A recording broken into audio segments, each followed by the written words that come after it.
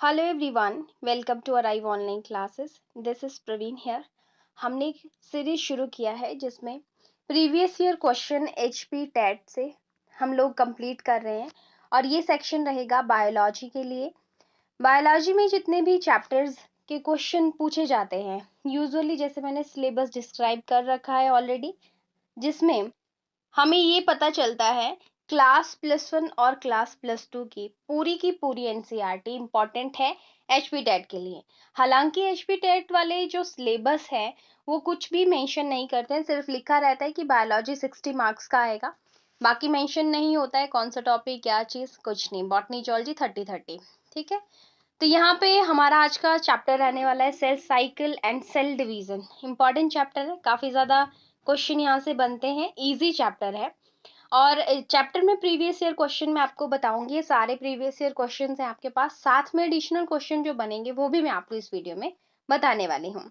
Cell cycle और cell division पे मैंने एक बाय ट्रिक वीडियो बनाया है जो कि मेरा बायो बूस्टर सीरीज का पहला ही वीडियो है। एक सीरीज मैंने शुरू करा था जिसमें अप्रोक्सीमेट 50 पार्ट्स के अराउंड हम कर चुके हैं। उस सीरीज में हमारी इस तरह की वीडियोस रहती हैं जिसमें छोटे छोटे टॉपिक्स होते हैं जो आपको आपकी कुछ कंसेप्ट क्लियर करते हैं, और उन छोटे टॉपिक्स का बहुत इंपॉर्टेंस रहता है कॉम्पिटिटिव एग्जाम में। और आपको ऊपर आई बटन में भी इसका लिंक दिख रहा होगा, आप डायरेक्टली विजिट कर सकते हैं। सेल साइकिल सेल डिवीजन, चलिए शुरू करते हैं। ऑलमोस्ट हम क्लास +2 और क्लास +1 के जो टॉपिक्स हैं चैप्टर वाइज, ये टॉपिक वाइज भी नहीं है, चैप्टर वाइज है, तो ऑलमोस्ट हम जो है 90% सिलेबस एचपी टेट का उनके सारे चैप्टर फिनिश कर चुके हैं सीरीज में। इसमें हम आज 2-4 पार्ट्स आपके और बनेंगे, बाकी ये सीरीज आपके फिर कंप्लीट हो जाएगी। साथ में आपकी सीरीज साइकोलॉजी की जो है उसमें 16 पार्ट कंप्लीट हो चुके हैं, वो भी हम इसके सारे पार्ट्स अभी आगे वाले कंप्लीट करने वाले हैं। शुरू करते हैं first question. In mitosis nuclear membrane and nucleus disappear during. आपको टर्म क्लियर होनी चाहिए। देखिए, ये जो सेल साइकिल और सेल डिवीजन वाला चैप्टर है, मैं थोड़े से इसके कुछ बेसिक्स पहले लेना चाहूंगी सो दैट आपको क्वेश्चंस में कंफ्यूजन ना हो। देखिए, कोई भी एक सेल का जो पूरी लाइफ रहती है उसे हम, पूरी जो साइकिल चलती है उसे हम सेल साइकिल कहते हैं। यहाँ से मान लीजिए वो साइकिल चल रहा है और वो कंप्लीट आके यहाँ पे कंप्लीट हो रहा है, तो यहाँ पे एक सेल आगे चल के 2 या 4 सेल्स में डिवाइड हो जाता है। एक डिवीजन ऐसा रहता है जिसमें एक सेल डिवाइड करके 2 सेल्स बनाती है, उसे हम माइटोसिस कहते हैं। अगर एक सेल से 4 सेल्स बन रहे हैं तो उसे हम मियोसिस कहते हैं। इस सेल में पहले तो ये पूरी की साइकिल जब ये रन करेगी तो इसमें से इसके 2 मेन पार्ट हम यहाँ पे डिवाइड कर देते हैं। 2 मेन पार्ट में स्टूडेंट, एक को हम कहते हैं इंटरफेज। इंटरफेज इंटरफेस में क्या होता है, साइकिल में डिफरेंट चेजेस आते हैं, वो हम देखेंगे कौन कौन से। और आगे चल के मान लीजिए इस तरह से मैंने ये बना दिया और यहाँ पे इसे हम कहते हैं एम फेज। इंटरफेज में भी 3 मेन फेजेस आती हैं। पहले आती है G1 फेज, ठीक है, देन आती है S फेज और देन आती है G2 फेज। इन 3 फेजेस से भी सेपरेट क्वेश्चन रहते हैं। कौन कौन से क्वेश्चन है वो चलिए देखते हैं। G1 फेज में पहली फेज है क्योंकि फर्स्ट फेज है, और इस फेज में सेल जो है मेटाबॉलिकली काफी ज्यादा एक्टिव होती है। एस फेज से एक ही क्वेश्चन पूछा जाता है बार बार कि इसमें डीएनए की मल्टीप्लिकेशन या डुप्लीकेशन होती है।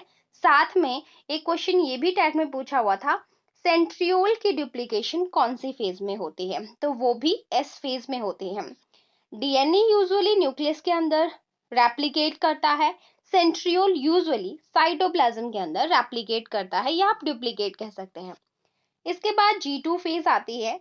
G2 फेज में ये आपके S फेज के बाद आती है, और इस फेज में सेल M फेज के लिए प्रिपेयर हो रही होती है। M फेज में माइटोटिक फेज की जो डिफरेंट आपकी प्रोफेज, मेटाफेज, एनाफेज, ये सारी फेजेस आती हैं। एक फेज आपको क्वेश्चन देखने को मिल सकता है G0 फेज से, जिसे हम क्वेश्चन फेज भी कहते हैं।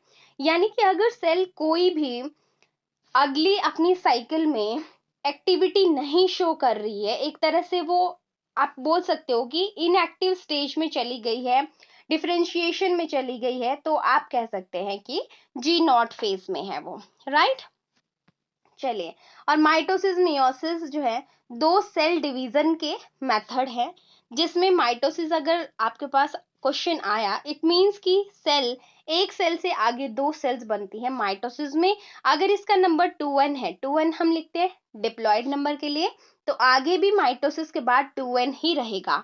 बट एक और टर्म होती है which is called meiosis. Meiosis cell division में स्टूडेंट एक सेल से आगे चल के चार सेल्स बनती हैं, और ये चार सेल्स अगर ये पेरेंटल सेल 2n यानी डिप्लॉयड है तो आगे n नंबर यानी कि हेप्लॉइड सेल्स बनती हैं, और ये हमारी जर्म सेल जैसे गेमीट्स बनते हैं, हेप्लॉइड बनते हैं, उस समय ये डिवीजन रहता है। यूजुअली हमारी बॉडी के अंदर मोस्ट सेल डिवीजन माइटोटिक होता है जो ग्रोथ में हमारी मदद करता है। चलिए, इन mitosis nuclear membrane and nucleolus disappear during, तो जो फेजेस होती हैं उसमें पहली फेज जो होती है दैट इज कॉल्ड प्रोफेज, उसके अंदर ये न्यूक्लियोलस और न्यूक्लियर मेम्ब्रेन डिसअपियर होना शुरू होती हैं, फिर आगे चल के दूसरे चेंजेस जैसे स्पिंडल फॉर्मेशन और एस्टर बनना, ये सब जो है इनिशिएट होता है पहली प्रोफेज का। यानी कि मेन फीचर यही है कि जो डिसअपियरेंस ऑफ न्यूक्लियर वॉर हो रहा है और दूसरा न्यूक्लियस डिसअपियर यहाँ पे हो रहा है। दूसरी की बात करें इंटरफेज, मैंने आपको बताया ये सेल साइकिल की फेज है जिसकी ड्यूरेशन सबसे ज्यादा रहती है। सेल साइकिल में इंटरफेज की ड्यूरेशन सबसे ज्यादा रहती है, और लिखा हुआ एनसीईआरटी में कि पूरी साइकिल में ये अबाउट 95% इंटरफेज ही होती है, तो ध्यान रखना है एनसीईआरटी में दिया हुआ है, ठीक है। मेटाफेज की बात करें तो मेटाफेज से प्रश्न पूछा जाता है कि इस फेज में जैसे ये सेल है तो सारे के सारे क्रोमोसोम खुद को इक्वेटोरियल प्लेट पे सेंटर पे अरेंज कर लेते हैं, ठीक है। सेंटर में एक प्लेट बनती है which is called equatorial plate या इक्वेटर, तो मेटाफेज का ये कैरेक्टरिस्टिक फीचर है। इसी फीचर में या इसी सेल फेज में हम जो है वो क्रोमोसोम की शेप को अच्छे से स्टडी कर सकते हैं। तो ये क्वेश्चन भी सेपरेटली पूछा जाता है कि किस फेज में शेप को स्टडी किया जा सकता है। बात करें हम अगर टीलोफेज की, तो टीलोफेज में जो क्रोमोसोम्स होते हैं वो डॉटर सेल्स की तरह आपको दिखेंगे, यानी कि ये लास्ट स्टेज है कैरियोकाइनेसिस की, और इसके अंदर जो प्रोफेज में न्यूक्लियर वॉल वगैरह डिसअपियर हो गया था वो दोबारा से रीअपियर होना शुरू हो जाता है, जो आपके सेल ऑर्गेनली हैं वो भी अपीयर होना शुरू हो जाते हैं। Crossing over is responsible for, crossing over होता है कौन सी स्टेज में, ये पैकेटीन स्टेज में होता है। पैकेटीन स्टेज आपकी मियोसिस की, मियोसिस 1 की प्रोफेज 1 की स्टेज है, ठीक है। लास्ट में आपको एक फ्लो चार्ट से मैं बता दूंगी किसके अंदर कौन से स्टेजेस आते हैं, अगर आपको क्लियर नहीं है तो जरूर उसको देखिएगा। क्रॉसिंग ओवर क्या होता है, उसकी वजह से रिकॉम्बिनेशंस बनते हैं स्टूडेंट, नए कॉम्बिनेशन क्यों बनते हैं, जैसे कि मान लीजिए एक क्रोमोसोम हमारे पास ये रेड कलर का है, राइट। ये रेड कलर का क्रोमोसोम क्रॉसिंग ओवर कर रहा है आपके इस दूसरे क्रोमोसोम के साथ, तो क्या रहता है यहाँ पे, जब ये क्रॉसिंग ओवर करते हैं ये क्रॉस लाइक स्ट्रक्चर बनाते हैं, अपना जेनेटिक मटेरियल शेयर कर लेते हैं, जिसकी वजह से रिकॉम्बिनेशंस बनते हैं। According to NCERT crossing over होना पैकेटीन के अंदर, इसको एक एंजाइम इस प्रोसेस को कंट्रोल करता है, उस एंजाइम का नाम आप लिख लेंगे that is recombinase enzyme. Recombinase enzyme यहाँ पे रिस्पॉन्सिबल होता है। नेक्स्ट बात करते हैं third question, the phase of cell cycle in which replication of DNA occur, अभी मैंने आपको बताया एस फेज के अंदर ये होता है। Next question, in meiosis crossing over is initiated at, अभी मैंने आपको बताया पैकेटीन के अंदर होती है। दूसरी जो फेजेस है ये भी सभी मियोसिस 1 की ही फेजेस हैं, जिसमें जाइगोटीन से क्वेश्चन आता है आपको, इसमें सिनेप्टोनिमल कॉम्प्लेक्स बनता है या साइनेप्स जिसको बोलते हैं। एक और पॉइंट जाइगोटीन से ही, यहाँ पे जो होमोलोगस क्रोमोसोम्स होते हैं उनकी पेयरिंग भी होती है, और यहाँ पे बाइवेलेंट टेट्राड भी बनता है। 3 पॉइंट यहाँ से इंपॉर्टेंट है। बात करें हम अगर डिप्लोटीन की, तो डिप्लोटीन में सिनेप्टोनिमल कॉम्प्लेक्स जो जाइगोटीन में बना था वो डिसोसिएट हो जाता है, वहां से अलग हो जाता है, और डिप्लोटीन के अंदर ही आपको जो चियास्मेटाए देखने को जो है वो एक तरह से मिलेगा, ठीक है। और सबसे लंबी डिप्लोटीन को एक कंसीडर किया गया है कि ये सबसे लंबी फेज होती है प्रोफेज 1 ऑफ मियोसिस 1 में, ठीक है। ये आपने ध्यान में रखना है, सारे एनसीईआरटी से इंपॉर्टेंट क्वेश्चन आपके निकल के आते हैं, राइट। नेक्स्ट क्वेश्चन देखते हैं हम, synapsis occur in the stage. तो अभी मैंने आपको बताया जाइगोटीन में साइनेप्सिस बनता है, सिनेप्टोनिमल कॉम्प्लेक्स बनता है। Next is which of the following sequence is correct for sale cycle. तो मैंने अभी आपको बताया पहले G1 फेज आती है, ठीक है। तो देखिए यहाँ पे ये S phase, G2 phase, M phase, G1 phase, ठीक है। अब G2 यहाँ पे ये इनकरेक्ट है, G1 के बाद ये भी इनकरेक्ट है, S फेज पहले नहीं आती, तो ऑप्शन ए करेक्ट हो जाएगा, ठीक है।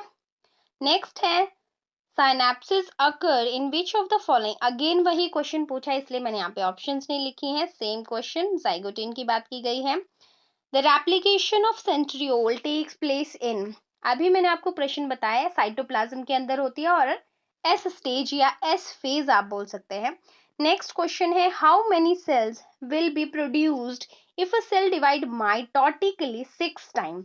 इस तरह के प्रश्न में कुछ स्टूडेंट्स को मैंने देखा है ड्यूरिंग माय कोर्स, मैं देखती हूँ कोर्स के अंदर कुछ स्टूडेंट बहुत कंफ्यूज होते थे इन चीजों को लेके।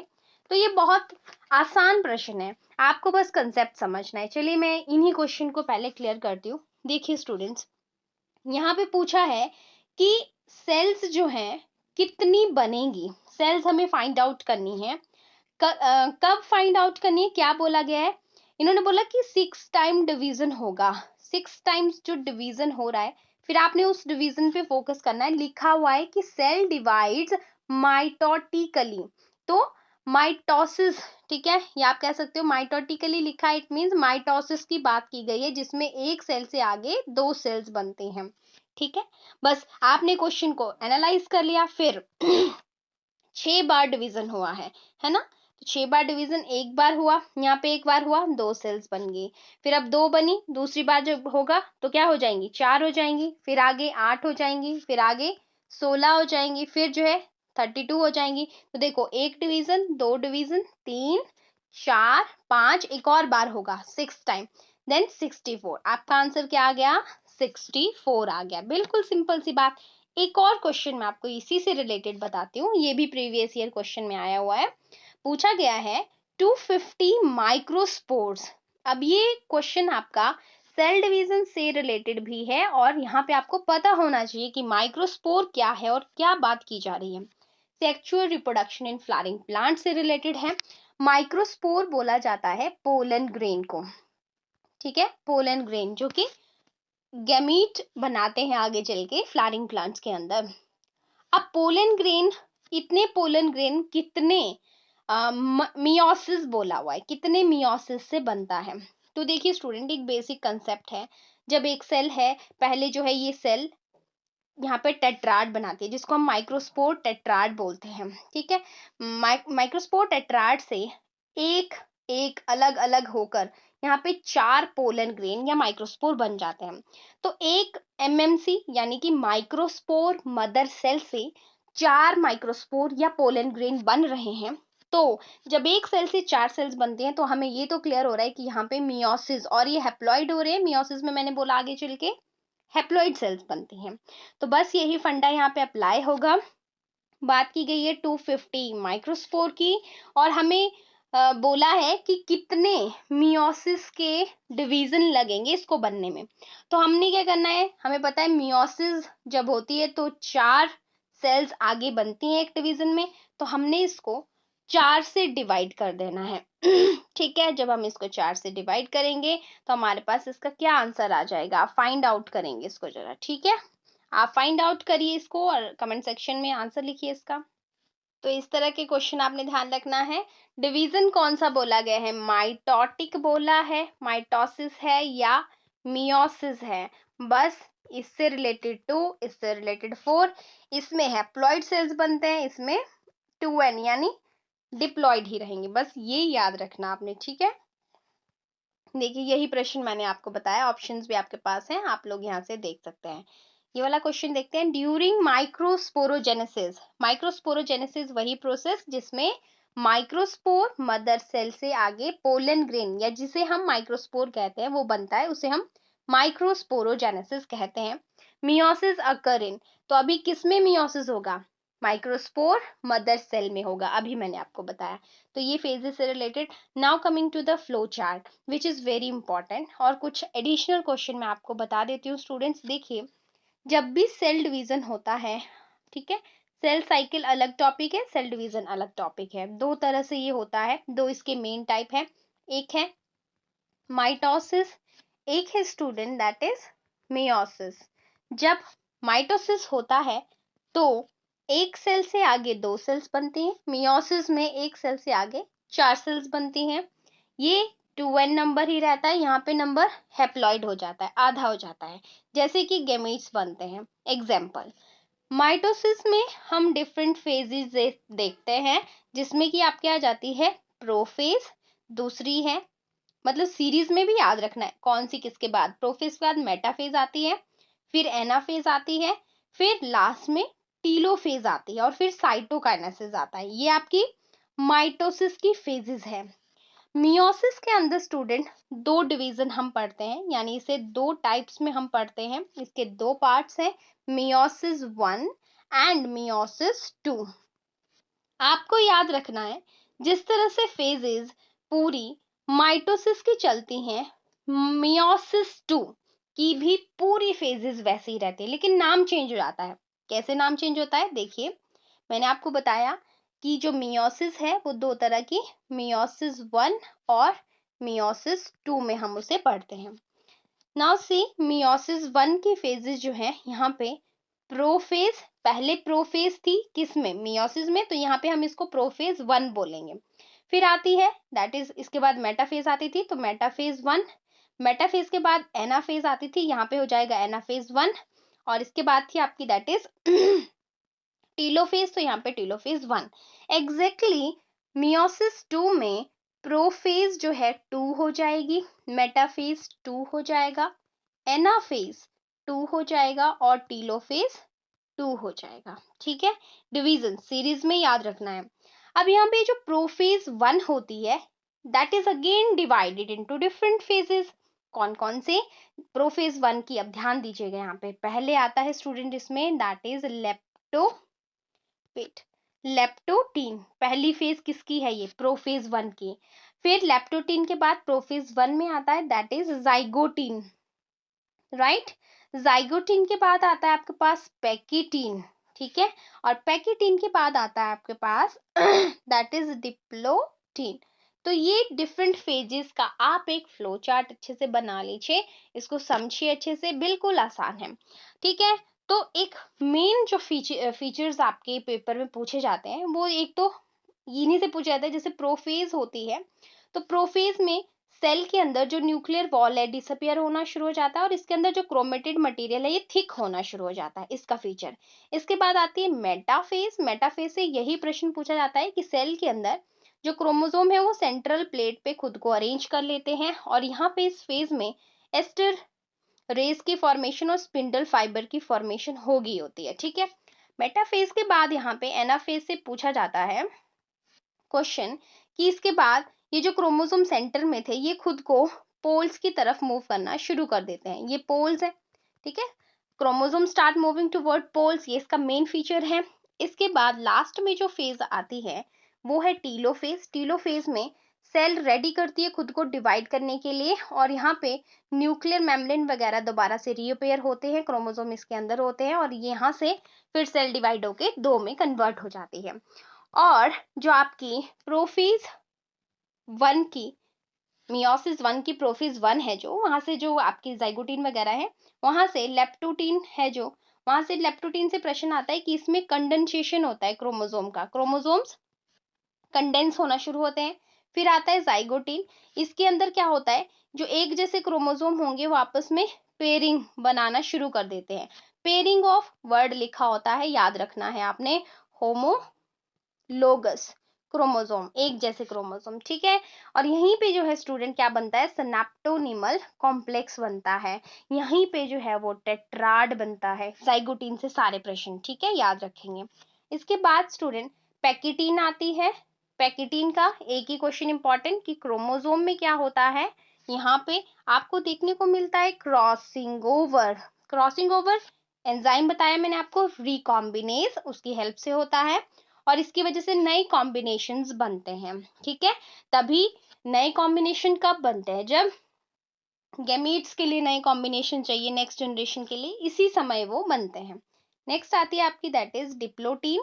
डिप्लोटीन स्टेज में जो सिनेप्टोनिमल कॉम्प्लेक्स था, डिसोशिएट होना, यहाँ से गायब होना, और ये लॉन्गेस्ट फेज मानी गई है आपके यहाँ पे मियोसिस 1 की, ध्यान में रखना है। और लिखा हुआ एनसीईआरटी में कि कुछ वर्टिब्रेट्स में जैसे oocyte होता है, अगर आपने स्टूडेंट ह्यूमन रिप्रोडक्शन अच्छे से पढ़ा है तो आपको पता होगा कि oocytes जो है, ये इनकी जो डेवलपमेंट है, ये मदर वूम में ही जब लड़की होती है तभी से शुरू हो जाती है, फिर ये थोड़ा अरेस्ट हो जाती है, यानी थोड़े टाइम के लिए रुक जाती है, और जब लड़की की प्यूबर्टी आती है तब वो फिर से उनकी डेवलपमेंट शुरू होती है। तो इसलिए ये कुछ मंथ से लेके कुछ ईयर्स तक ये डिप्लोटीन स्टेज में जो है वो चेंजेस देखने को मिलते हैं, इसलिए इसको लॉन्गेस्ट फेज माना गया है। ठीक है, अब सिंपल सी दो टर्म तो आपको पता ही होंगी, एक है कैरियोकाइनेसिस और दूसरी टर्म है आपके पास साइटोकाइनेसिस। साइटोकाइनेसिस होता है जब सेल का साइटोप्लाज्म डिवाइड करता है। कैरियोकाइनेसिस न्यूक्लियर डिवीजन से रिलेट करता है। जब मान लीजिए एनिमल सेल इस तरह से डिवाइड करती है, ठीक है, इसको बोलते हैं हम cell furrow formation. Cell furrow बनता है इन एनिमल सेल, इस तरह का स्ट्रक्चर, फिर ये डिवाइड कर जाती है। प्लांट सेल के पास सेल वॉल होती है, इसलिए इसमें सेंटर में बनती है प्लेट, इसीलिए बोलते हैं हम इसको सेल प्लेट। तो सेल प्लेट बनती है किसके अंदर, प्लांट सेल के अंदर ड्यूरिंग साइटोकाइनेसिस। तो ये सारे इंपॉर्टेंट क्वेश्चन आपके हो जाते हैं, यहीं से आपको क्वेश्चन देखने को मिलेगा आपके पेपर में। अच्छे से तैयारी कीजिएगा और आपके जो भी 2-3 चैप्टर इसमें बचते हैं, बाकी ऑलमोस्ट जो है आपका सारा सिलेबस कंप्लीट हो गया है प्रीवियस ईयर क्वेश्चन को लेके। प्रीवियस ईयर क्वेश्चंस पढ़ना बहुत बहुत ज्यादा जरूरी रहता है। साथ में मैं आपको बता दूं, दूसरी सीरीज अगर आप प्लेलिस्ट में जाके सभी सीरीज को देख सकते हैं कि कौन से आपकी काम, सबसे ज्यादा मटेरियल मेरे चैनल पे बायोलॉजी का ही आपको देखने को मिलेगा। ठीक है जी, तो आप फायदा लीजिए उन चीजों का। और साथ में मैं आपको बता दूं, एचपी टेट के लिए हमारा कोर्स अवेलेबल है। जब भी कभी आप इस वीडियो को देख रहे हैं, अगर आप कोर्स के बारे में कोई भी जानकारी एट एनी टाइम लेना चाहते हैं तो आप इस नंबर पे कॉल कर सकते हैं। अगर आपको सीरीज पसंद आ रही है तो वीडियो को जरूर लाइक कीजिएगा, अपने कमेंट्स शेयर कीजिएगा, आपका फीडबैक दीजिएगा, और मिलते हैं हम नेक्स्ट वीडियो में। Thank you so much for watching, have a nice time and take care.